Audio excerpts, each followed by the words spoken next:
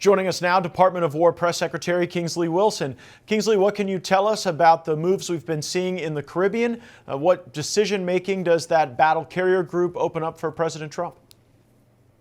Yeah, it's a great question. This is truly historic. We have a carrier strike group and an embarked carrier air wing that are going to be going to the Southcom AOR. They should arrive in about 3 weeks' time, and they will be there making sure that narco-terrorism cannot terrorize the region any longer and wreak havoc on the American people. This is a very important presidential directive, and the Department of War is really proud to be a part of this effort. I think the American people have seen, that we are unafraid to engage to protect our homeland and our people. Just this week, we had our 11th, 12th, and 13th strike on cartel narco-terrorist boats. We are taking these individuals out wherever we find them. They're the al-Qaida of the Western Hemisphere, and there is absolutely no reason that we should allow these people to traffic deadly narcotics that kill Americans through our shores and across our waterways. That ends under President Trump. Of course, the hope is by moving these assets in place, the bad conduct will be deterred. Is that bad conduct something you're looking at only on the sea, or are you trying to deter conduct on land as well? And if so, what is that conduct?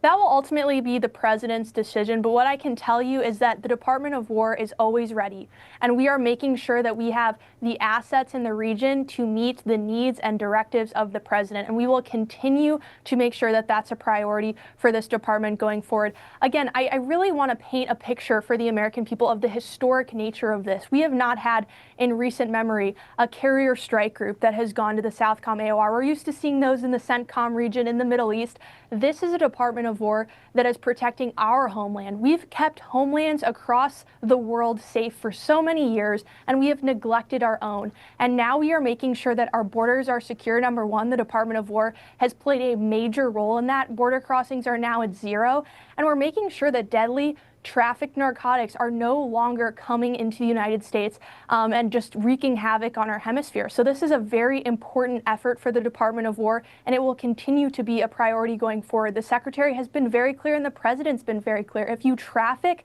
deadly drugs across the Western Hemisphere, we will find you, we will network your groups, we will hunt you, and we will kill you. That is a firm message that we're sending to the region, and we will make sure that the narco-terrorists throughout the Western Hemisphere are aware of it.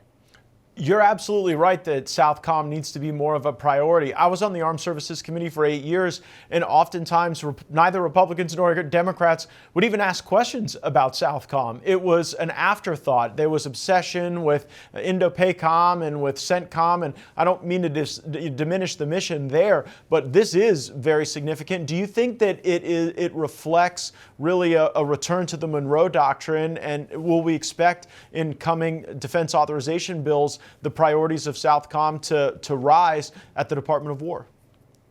I think you're going to see a lot of focus on this region, absolutely. And you bring up an important point. It's an AOR that hasn't really gotten a lot of love in the past, right? And under the Biden administration, unfortunately, a lot of what Southcom was actually tasked with doing was engaging in climate change across the region, which is just crazy to me when I got here and learned that, right? Like that the military would be helping with those sorts of ideological efforts. Total waste of our time. We're getting back to lethality. We're getting back to war fighting, and that starts in our own hemisphere. And I can't underscore enough how important that is, because if we don't have an America first Western Hemisphere, how can we project strength across the world? We have to make sure that our own hemisphere is locked down and that America is strong and America is secure, and people know that we mean business. I think when other countries all across the world, whether it's China or Iran, and they see just the chaos at our southern border under the previous administration, they saw a weak America. Now they see absolute strength when it comes to the United States and our military, and that's fantastic news.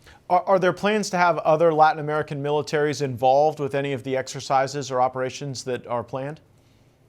So we're absolutely working alongside a lot of our partners in the region. I can tell you for the border specifically, we've been doing a lot of joint patrols with the Mexican military, and we're making sure that for our allies in the region. We're supporting them, they're supporting us. We ultimately want a Western Hemisphere that is strong, right? We want these countries to be strong. They don't want narco-terrorism, many of them, neither do we. So we will work in partnership with a lot of these countries to make sure we eliminate this threat. For all our viewers asking where One America News is heading in the future, we would like to introduce you to OAN Live. OAN Live is the best way to stay up to date on all of the hard-hitting, straight-shooting, national and international headlines. And the best part is, OAN Live is only $4.99 per month. All the credible, honest, unbiased reporting One America News offers at a fraction of the cost of cable. Just go to OANN.com to easily sign up for OAN Live and stay informed.